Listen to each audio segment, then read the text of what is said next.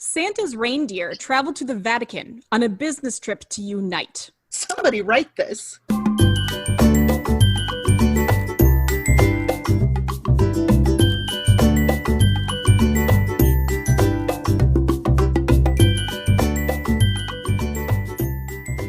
Hi, and welcome to Somebody Write This, where we use a random plot generator to give us an idea, and then we brainstorm how that could be a thing somebody might want to write. I'm Hannah.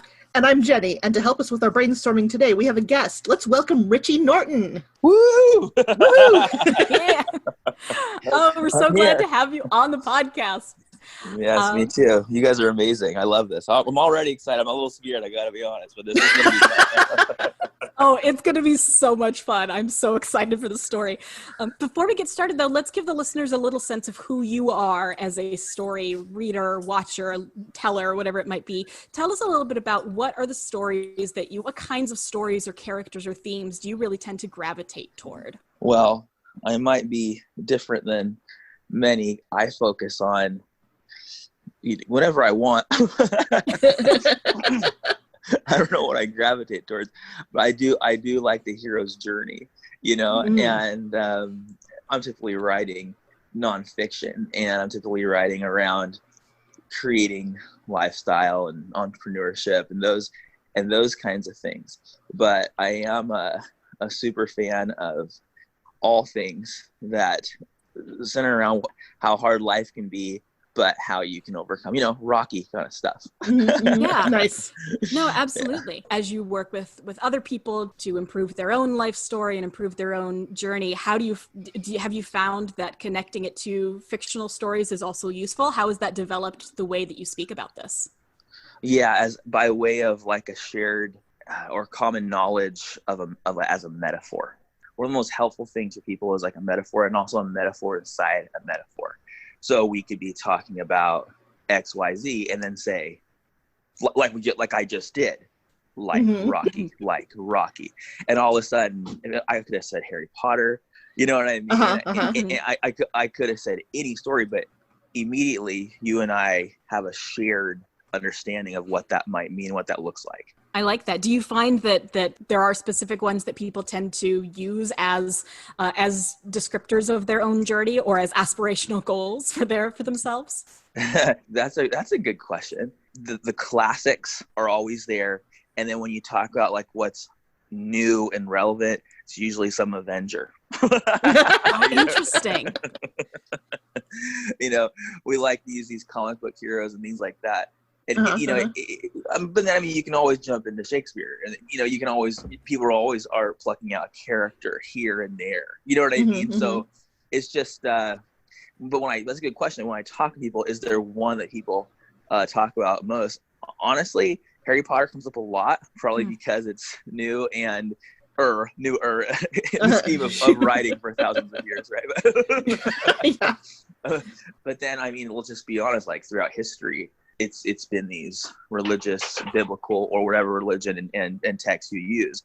We've been using these people as ways to justify and or illustrate what our life is and what it might look like. I'm curious for you, do you feel like there's a fictional character or a fictional story that has felt interwoven with your own journey? The first one that comes to mind is He-Man. I don't know. He-Man was Nice. really cool. Drawing on the powers of Grayskull and stuff. Casually compares himself to He-Man. It's fine.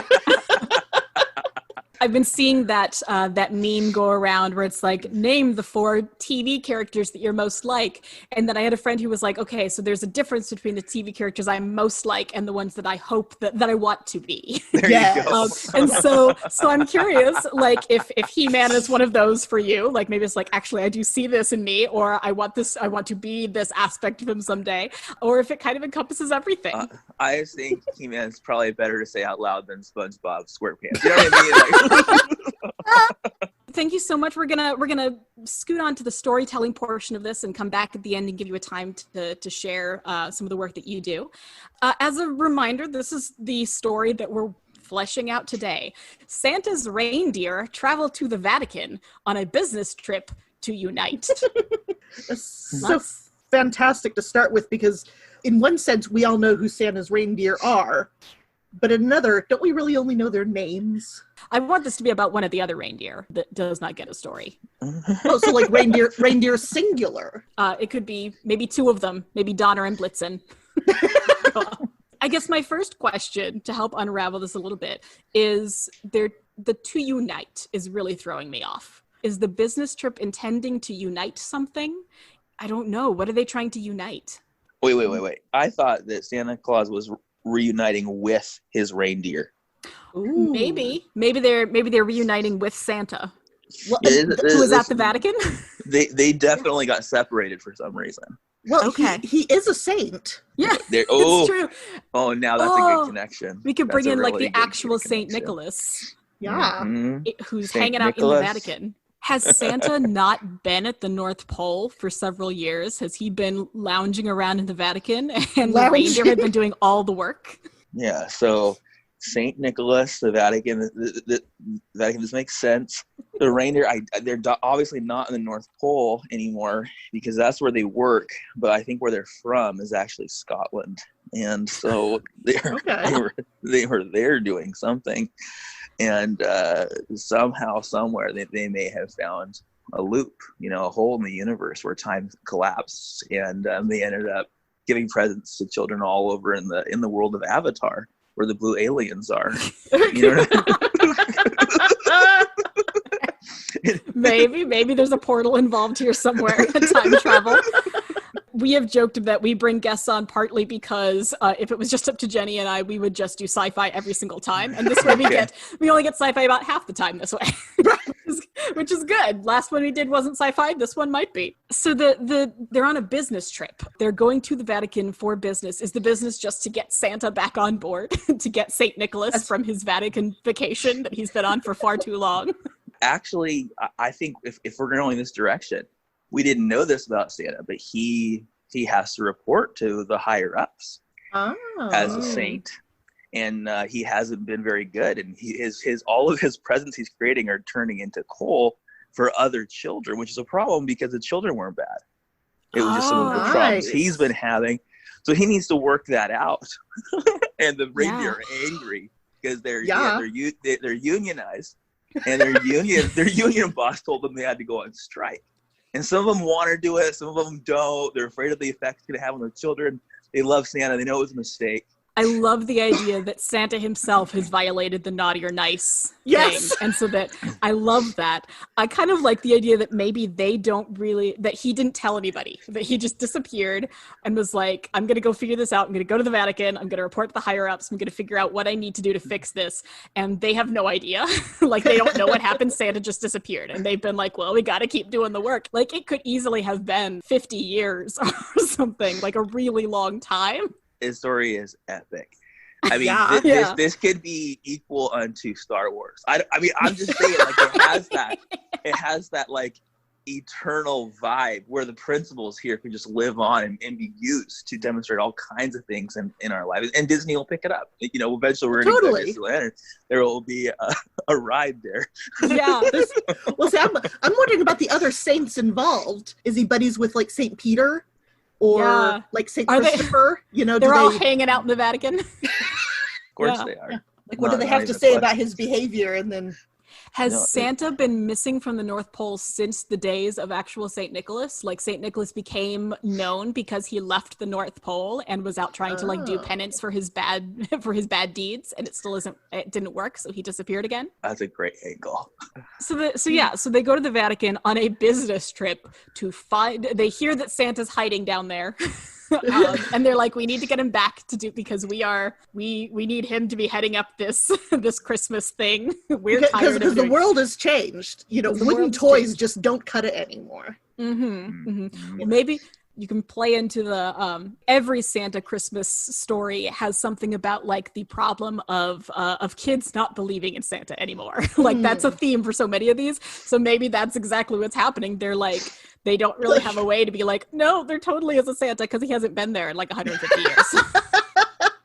That makes so much sense. This is really good. I imagine the opening scene where it's actually, you picture a close-up of there's an old man in these harsh conditions, and then it kind of zooms out and you see it's actually his workshop there in the North Pole, but it doesn't look jolly. It actually looks horrifying. It looks pretty, but like mysteriously, why is this? And we realize something happened when he was younger and he was banished there, and him going around the world as penance of somehow he has to give children presents every year to make up for whatever happened. And I have never heard that angle before, and I love it. You know, he's about to finish his term, and he's going down there to like talk them through it. But he's done so much good that he actually fell in love with the work and doesn't want to end it. And maybe some bad guy takes the reindeer because the reindeer are like his witnesses showing support that it was like he did all the good things and he's ready to be a free Santa, but still do it. And then it turns into this whole thing. It's like the trial of Santa Claus. The reindeer are going to the Vatican to testify. So like it's his parole hearing? Yeah. Okay. So we have this beginning. I'm going to pause for a second to give us our randomly generated title. Our title is The Battlefield Man. Whoa! Wait, is this still part of the Santa thing, or are we doing a whole It's still part of the Santa thing. We just have a title, a randomly generated title for it. I'm assuming Santa is the Battlefield Man. Battlefield Man.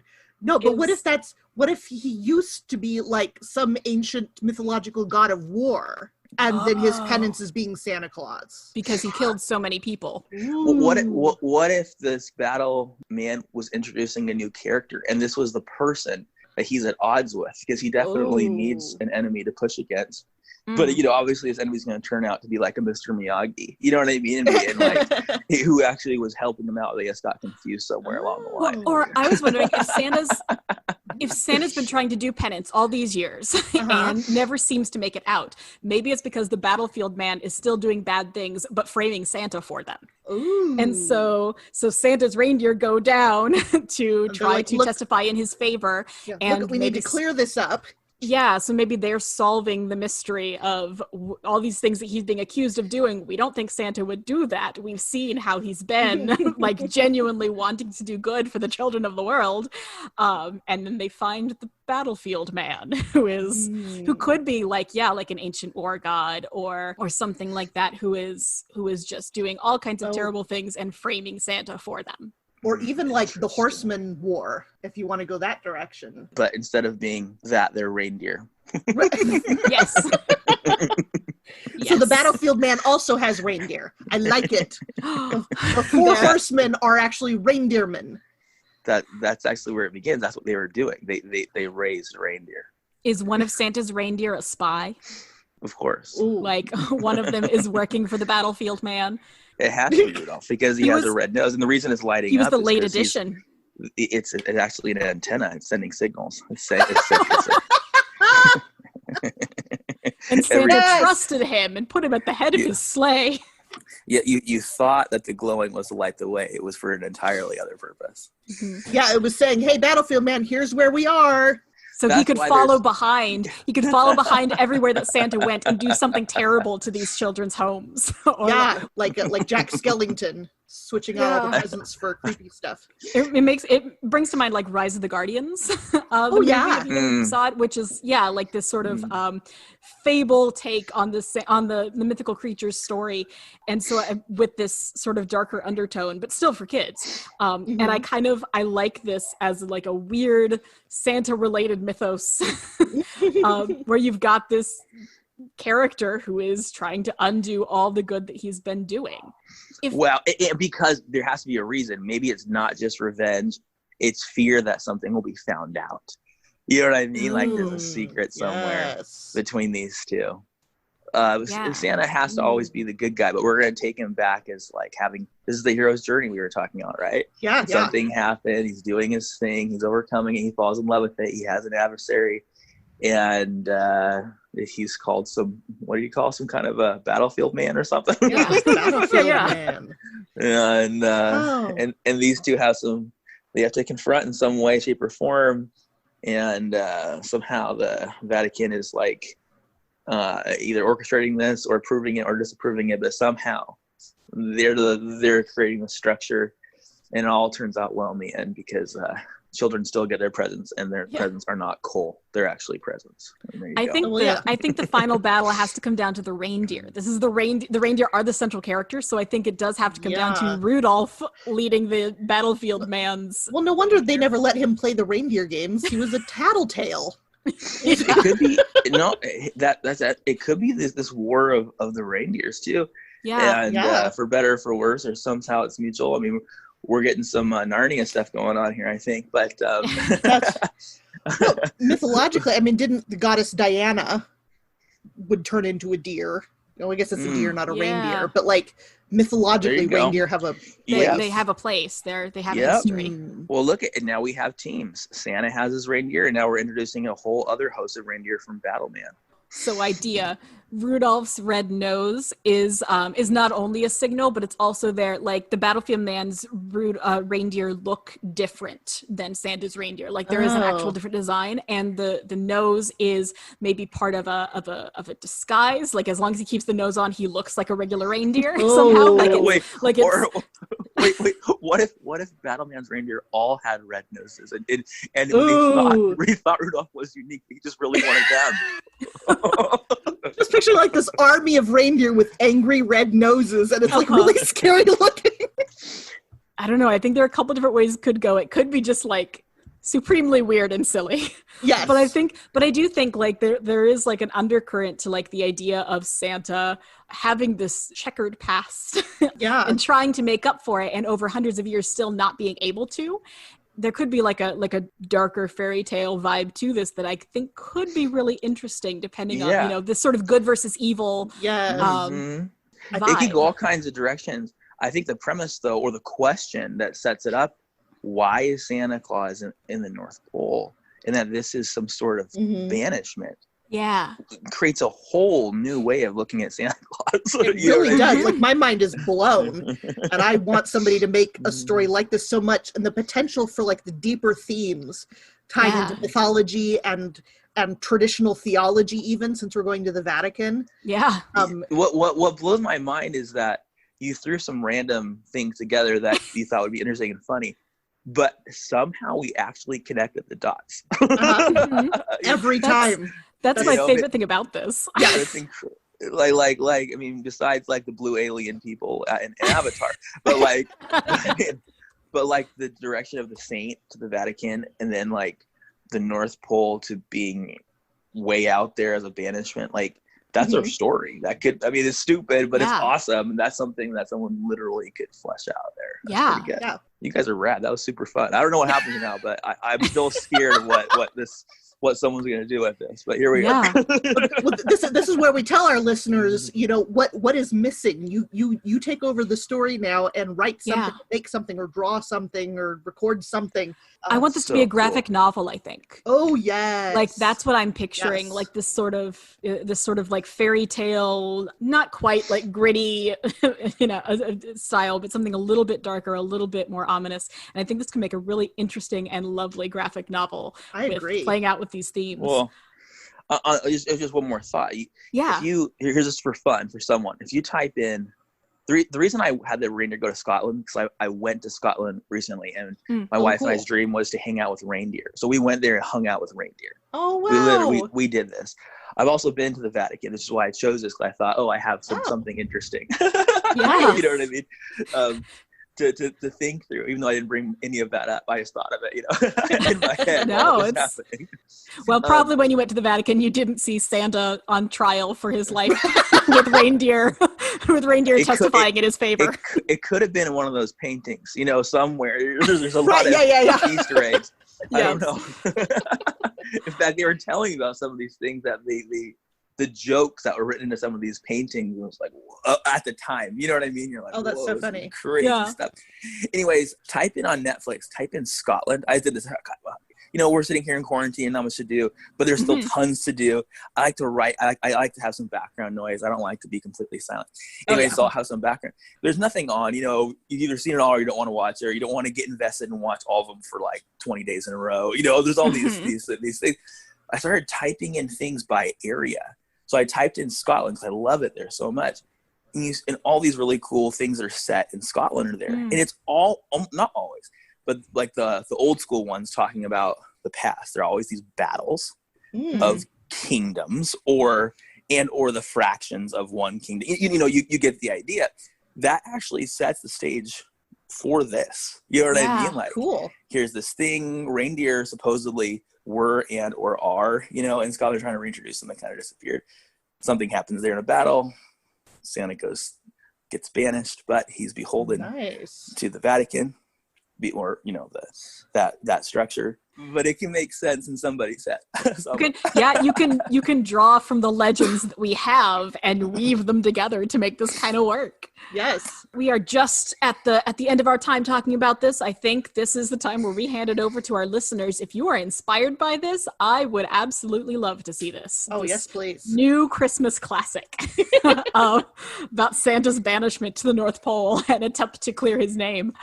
So before we wind things down, one of the things that we like to do is recommend stories to our listeners. Okay. I am going to start off, and I am just going to recommend Rise of the Guardians. I think it's a really solid kids movie. It was so much better than I expected it to be. It was very... it's got the premise of it sounds like it's going to be cheesy and dumb, and then it ends up being actually this very lovely, very beautifully animated story about legends and about myths and about fear and about beliefs, and it's a lot better than people give it credit for, I think. So if this vibe that we ended up with on this show, if this vibe of the story sounds interesting, I definitely suggest checking out that movie. I think it connects. Jenny, what would you like to recommend for our listeners this week? I'm drawing a complete blank. Hold on. That's okay. We'll give you a second. Because I was going to do Rise of the Guardians. Yeah, another Christmas favorite. A Vatican favorite. Vatican favorite. Actually, well, I guess I'll recommend in the lines of, if you haven't seen this yet, why not? You need to watch The Nightmare Before Christmas. It is a beautiful movie. And the other fun part of it is that you can watch it from October to December because it's also a Halloween movie. It's a gorgeous little story with some beautiful musical numbers and the gorgeous animation and the creepy beauty that Tim Burton always brings to his creations. And it's one of my favorite movies. So go watch a Christmas movie in August. Go. What are we doing? I guess when this comes out, it'll be September. It'll be closer. We'll get it in preparation for October. All right, Richie, we're gonna let you offer one as well. It does not have to be a dark Christmas one. That's just what we happen to do. Maybe an old favorite, something you keep coming back to, a new favorite, whatever you want. What's a story people should check out? If we're talking movies for a second, anything claymation Santa from like the 60s and 70s, whatever. Oh, yes. Those are, you can't not watch. If we were going to talk something adjacent to less Santa Claus and more just like maybe the mystery around these types of things, this could be tied into like Da Vinci Code or something like that. I don't know. You know what I mean? Like, this is just another one of those hidden gems that St. Nicholas has something to do with for some reason, and or maybe we get really crazy and say that Santa's a Horcrux, you know what I mean? And back to Harry Potter. There's so many stories that have connections to this one. But if I were to totally break from what we're talking about now, one would be As a Man Thinketh, very short classic that'll just change the way you think, the way you look at the world, and who you are and who you're becoming. And then a favorite of mine that literally has nothing to do with these things, but completely changed my life, is by a guy named Muhammad Yunus. I believe he's won a Nobel Prize, and he invented or created a model to help women work their way out of poverty. And he's been doing this for decades now, I believe. And the book's called Banker to the Poor. And it's just a fantastic way, real life way, of seeing people under some of the most extreme conditions, working through systems that actually work and support. And anyways, I love that kind of stuff. Working your way out because, it's hard to compare, but life's hard. Yeah. Yeah. Oh, awesome. Yeah, thanks for those recommendations. All right, before we go, Richie, go ahead and let our listeners know how they can find your work, the stuff that you're working on. Where can they find you? Well, if you want to learn more about He-Man and Rudolph and Santa, you just go to richienorton.com and all the resources you could ever imagine are right there. Awesome. We'll make sure and include the link in the show description so people can go check you out and see the work that you're doing elsewhere. Very cool. This was thrilling, to say the least. You guys are amazing. That was excellent. Super bizarre, but we're glad you had fun. It was actually really fun, so thank you. But that's our goal. I said it on the last one. We just want the guests to have as much fun as we are with this bizarre concept. It's a good time. What you've done is really cool, because having those kind of brainstorming sessions, no risk, like no judgment, are rare. And writers, we're all kind of like huddled up doing our own thing alone, kind of like Santa in the North Pole, although maybe yes, more than we imagine. And but what you've created online, I feel like people were able to participate with us, even though they're listening, and can create their own. Anyways, you guys created something super unique and creative, and I applaud you for that. I've never experienced that before. That was amazing. Thank you. Yes. I really appreciate that. That's, I think we do have something different here than a lot of other podcasts and a lot of other storytelling options. And I do love the collaborative nature of it. Not only us, but I love when we get people sending in stuff that they've written that's based on these. Like, that's one of my favorite things. Oh, yeah. They're like, I was inspired. I did this. We have so much fun every time. If you talk to, and as you have, any author, almost always they'll tell you their best ideas came from stupid ideas. Mm-hmm. Yep. And then that's my last book was called The Power of Starting Something Stupid. It's like if you're doing something that already exists, people already know. How is that smart? Because smart's already done. Mm-hmm. The smartest things are things that haven't been done by generating stupid ideas that become the new smart. And here we are. That's right. And nobody has yet written a story about Santa's reindeer traveling to the Vatican on a business trip. So this is... Oh, my gosh. All right. All right, folks. That is our episode. As a reminder, you can find us every other Thursday, wherever you get your podcasts. Follow us on Twitter at WriteThisPod. And if you've been inspired by this episode and have questions or comments or a story or anything else, email us at somebodywritethis@gmail.com. We'd love to hear from you. We'll be back with another episode in 2 weeks. We'll see you then. And as they say, he who likes a thing will mention it often.